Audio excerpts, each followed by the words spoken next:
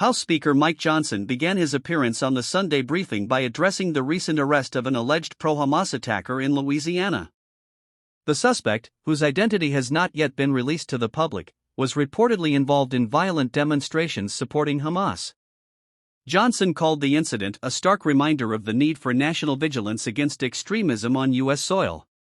He emphasized that Louisiana law enforcement acted swiftly and that federal cooperation will be crucial in the ongoing investigation.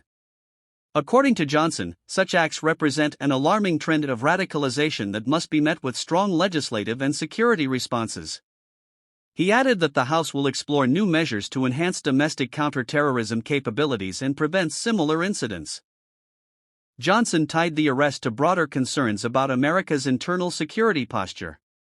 He argued that rising extremism linked to foreign conflicts has found dangerous expression within the U.S. When protests turn violent or when ideology turns to hate, we have a national problem, Johnson said.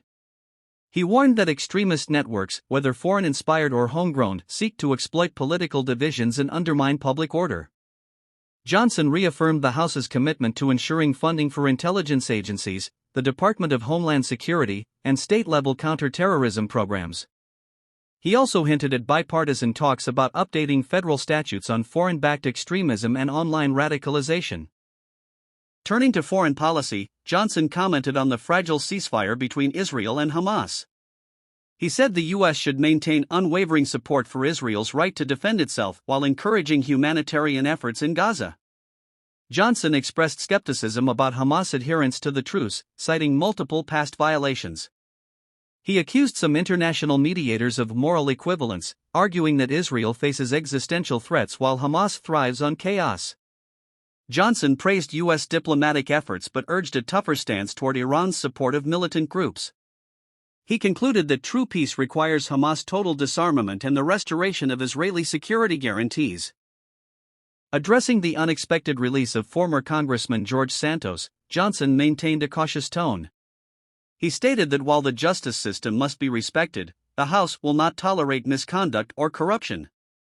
Johnson emphasized that Santos' return to public life is a legal matter, not a political one, and that trust in government must be rebuilt through transparency and accountability. He noted that reforms are underway to strengthen ethical oversight and restore integrity to Congress. Johnson's measured comments suggest he aims to distance House leadership from scandals that could distract from pressing national concerns. Johnson acknowledged the political challenges of uniting Congress on security and foreign policy issues. With partisan divisions deepening, especially around Middle East policy, he called for moral clarity and unity of purpose. Johnson said that while Republicans largely support Israel, some Democratic lawmakers have called for stronger restrictions on Israeli military aid. He described such divisions as misguided, warning that weakening Israel would embolden global terrorism. Johnson also discussed the need to balance domestic priorities like the budget and immigration reform without neglecting America's role abroad. In his closing remarks, Johnson reiterated his focus on security, stability, and American leadership. "We are at a moment where our values are tested, both at home and abroad," he said. He called for unity across party lines to confront extremism, support allies, and uphold the rule of law. Johnson also previewed upcoming House initiatives, including hearings on domestic radicalization and Middle East policy. He ended with a message of resilience. America remains the beacon of freedom, but that light must be defended every day through faith, law, and courage.